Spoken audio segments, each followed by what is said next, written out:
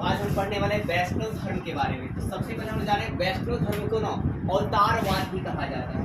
वैष्णव धर्म का बोलते हैं अवतारवाद भी कहा जाता है, क्योंकि इसमें भगवान विष्णु के 10 अवतारों के बारे में बताया गया है, इसलिए वैष्णव धर्म को अवतारवाद कहा जाता है। और जो लोग वैष्णव धर्म को मानते हैं वो पूर्ण रूप से शाकाहारी होते हैं, मतलब वो मांस मछली जो है नहीं खाते हैं। तो आपने स्टार्टिंग किया देखा, वैष्णव धर्म को जो है अवतारवाद भी कहा जाता है, क्योंकि इसमें भगवान विष्णु के 10 अवतारों का वर्णन किया गया है। और ये जो वैष्णव धर्म में जो मानने वाले लोग होते हैं, जो उपासक होते हैं, वो हमें क्या होते हैं, पूर्ण रूप से शाकाहारी होते हैं। अब वैष्णव धर्म का जो विकास है 6ठी शताब्दी में होता है, और 6ठी शताब्दी में ही क्या होता है, जैन धर्म का भी विकास होता है और बौद्ध धर्म का भी विकास होता है, और 16 महाजनपद का भी विकास होता है। तो 6ठी शताब्दी में आप 4 प्रश्न बता देंगे कि 6ठी शताब्दी में किसका विकास हुआ, तो वैष्णव धर्म का भी विकास हुआ, फिर जैन धर्म का भी विकास हुआ, और क्या वैष्णव महाजनपद का भी विकास किया। इसलिए 6ठी शताब्दी को महापरिवर्तनों का काल माना जाता है। अब है क्या, इसका महत्व क्या है, इसमें महत्व ज्यादातर किनको दिया जाता है, वैष्णव धर्म में भगवान विष्णु को सबसे ज्यादा महत्व दिया जाता है, और इन्हें सर्वोच्च देवता के रूप में, भगवान विष्णु को सर्वोच्च देवता के रूप में उल्लेख किया गया है। किसमें, ऐतरेय ब्राह्मण में। ऐतरेय ब्राह्मण किताब में क्या किया गया है, सर्वोच्च देवता के रूप में उल्लेख किया गया है भगवान विष्णु को। तो पूछ लिया जाएगा भगवान विष्णु को सर्वोच्च देवता के रूप में उल्लेख किसमें किया गया है, ऐतरेय ब्राह्मण में किया गया। तो इसके बाद है क्या, वैष्णव धर्म की जो चर्चा है, चर्चाएं कहाँ मिलती है, आपको लिखी पॉइंट कहाँ मिलेंगे जहाँ पर, तो पुराणों और उपनिषदों में। अगर पुराणों और उपनिषदों जब उठाएंगे तो पूरी तरह से वैष्णव धर्म के बारे में आप डिटेल जानेंगे। उपासक क्या कहलाते हैं, वैष्णव धर्म के जो उपासक होते हैं उन्हें क्या कहा जाता है, पंचरात्र कहलाते हैं। क्या कहलाते हैं, पंचरात्र कहलाते हैं। मतलब जो भी लोग वैष्णव धर्म को पूर्ण रूप से मानेंगे वो क्या कहलाएंगे, तो पंचरात्र कहलाएंगे। क्या कहलाएंगे, पंचरात्र कहलाएंगे। तो इसी प्रकार मत्स्य पुराण में भगवान विष्णु के 10 अवतारों का उल्लेख किया गया है। कितने अवतार उल्लेख किया गया है, 10 अवतार। तो पूछ लिया गया भगवान विष्णु के 10 अवतारों का उल्लेख किसमें किया गया है, तो मत्स्य पुराण में। किसमें, मत्स्य पुराण में। अब ये मत्स्य पुराण में 10 अवतार कौन कौन है, तो सबसे पहला है मत्स्य, इसलिए मत्स्य पुराण कहा गया है। ठीक है, मत्स्य पुराण। और एक और बात, सबसे आपका है क्या, पुराना पुराण कौन सा जी, मत्स्य पुराण है। क्या जी, मत्स्य पुराण। और है क्या मत्स्य हो गया आपका, मतलब 10 अवतार कौन है, मत्स्य, कूर्म, वराह, नरसिंह, वामन, परशुराम, राम, बलराम, बुद्ध और क्या जी, कली। तो 10 अवतार आप याद कीजिए, क्या, मत्स्य, कूर्म, मत्स्य और क्या जी, कूर्म, वराह, नरसिंह, वराह और क्या, नरसिंह, वामन, परशुराम, राम, वामन, परशुराम और क्या जी, राम, बलराम और क्या, बुद्ध और कली। तो पहले आप 2 याद कर लीजिए, मत्स्य कूर्म, वराह नरसिंह, वामन परशुराम, वामन और क्या जी, परशुराम, फिर क्या, राम, इसमें राम ले लीजिए, और क्या, बलराम और क्या, बुद्ध और क्या जी, कली। फिर आप कह दे कि मतलब प्रमुख अवतार कौन है, भगवान विष्णु का प्रमुख अवतार कौन सा है, परशुराम, कृष्ण और बौद्ध विष्णु। क्या जी, बौद्ध विष्णु। तो प्रमुख अवतार कौन है आपका, परशुराम, कृष्ण और क्या, बौद्ध। 3 अवतार जो है आपका 10 अवतारों में सबसे ज्यादा प्रमुख है कौन, परशुराम, कृष्ण और बौद्ध। अब इसका उल्लेख कहाँ किया गया है, तो ऋग्वेद में। प्रमुख अवतारों का उल्लेख जो है कहाँ किया गया है, तो ऋग्वेद में। कहाँ जी, ऋग्वेद। फिर आपका है क्या कि सर्वाधिक लोकप्रिय अवतार कौन सा है, वराह है। कौन है, वराह। भगवान विष्णु का सर्वाधिक लोकप्रिय अवतार कौन सा है, तो कौन सा जी, वराह है। क्या है, वराह।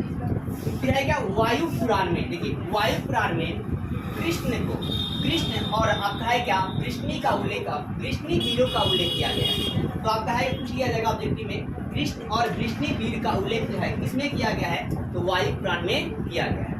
कि कृष्ण और कृष्णी वीर जी का उल्लेख जो है, वीरों का उल्लेख किसमें किया गया है, तो वायु पुराण में किया गया है। इसके अलावा आप देखिए, इसमें आपका है क्या, ईश्वर के प्राप्ति का मार्ग बताया गया है कि आप ईश्वर से भी आप मुलाकात कर सकते हैं। किस धर्म बताया गया है, वैष्णव धर्म। लेकिन जैन और बौद्ध धर्म में ऐसा बात जो है नहीं बताया गया था। बौद्ध धर्म में तो आत्मा में भी टिप्पणी नहीं की गई थी, जैन धर्म में आपका टिप्पणी उन्होंने किया था। अब है क्या, इसका केंद्र कहाँ है, तो आपका है इंडिया में आपका है क्या कि वैष्णव धर्म का केंद्र कौन था, तो कौन सा इलाका था, तमिल इलाका था। क्या था जी, तमिल इलाका था। इसलिए तमिल में आप देखना संस्कृति आज भी ज्यादा है। फिर क्या प्रसिद्ध भक्त की बात करते थे। प्रसिद्ध भक्त कौन थे? तो वल्लभाचार्य। क्या जी? वल्लभाचार्य, चैतन्य महाप्रभु। कौन है जी? चैतन्य महाप्रभु। तो दो तीन नाम जानते थे, वल्लभाचार्य और क्या? चैतन्य महाप्रभु। रामानंद, क्या जी? रामानंद, और क्या जी? कबीर दास, और क्या है? रामानुजाचार्य। क्या? रामानुजाचार्य। अभी ट्रेंडिंग में ये चल रहे हैं रामानुजाचार्य। आप शॉर्ट वीडियो में जहाँ देख मिलने को मिलेगा आपको, अगर मतलब संस्कृति से जुड़े होंगे तो मतलब आप देखते हैं ऐसा जिसको रामानुजाचार्य मतलब एक बहुत ही महान थे। तो भाई क्या प्रसिद्ध भक्त कौन थे? वल्लभाचार्य, चैतन्य महाप्रभु, और क्या? रामानंद, और क्या जी? कबीर दास, और क्या जी? रामानुजाचार्य। क्या देखिए वासुदेव कृष्ण जो है जैन तीर्थकर आर्यष्टनेमी के समकालीन थे। पूछ लिया जाएगा कि वासुदेव कृष्ण जो है वो किनके समकालीन थे? तो आर्यष्टनेमी के। क्या जी? आर्यष्टनेमी। आर्यष्टनेमी कौन थे? जैन तीर्थंकर। टोटल जैन तीर्थंकर कितने थे? कितने थे जी? 24। कितने थे जी? 24। और 24वें नंबर का अंतिम तीर्थंकर, 24वें या अंतिम तीर्थंकर कौन थे? महावीर स्वामी। कौन थे? महावीर स्वामी थे। और वही जैन धर्म क्या थे? वास्तविक संस्थापक। अब देखिए कृष्ण के भक्त थे, जो कृष्ण के भक्त थे, सुनिए ध्यान से, जो कृष्ण के भक्त थे इन्हें भागवत कहकर संबोधित करते थे। जो भी कृष्ण के भक्त थे उन्हें क्या करते थे? भागवत कहकर संबोधित करते थे। अतः उनके द्वारा स्थापित धर्म को भागवत धर्म कहा गया। क्या कहा गया? भागवत। और भागवत धर्म ही जो है ना कालांतर में आकर जब आपका महाभारत स्टार्ट हुआ, महाभारत जब स्टार्ट हुआ तो उस समय कृष्ण के अनुयायी होने का क्या हुआ? जो भागवत धर्म है ये विष्णु के अवतार, मतलब क्या होते हैं? विष्णु का अवतार माना जाता है श्री कृष्ण को, और यही भागवत धर्म जो है विष्णु धर्म में बदल जाता है। मतलब भागवत धर्म का रूपांतरण जो है विष्णु धर्म में होता है। सर्वाधिक विकास जो है किस काल में हुआ? वैष्णव धर्म का सर्वाधिक विकास किस काल में हुआ? गुप्त काल में हुआ। क्या हुआ? गुप्त काल।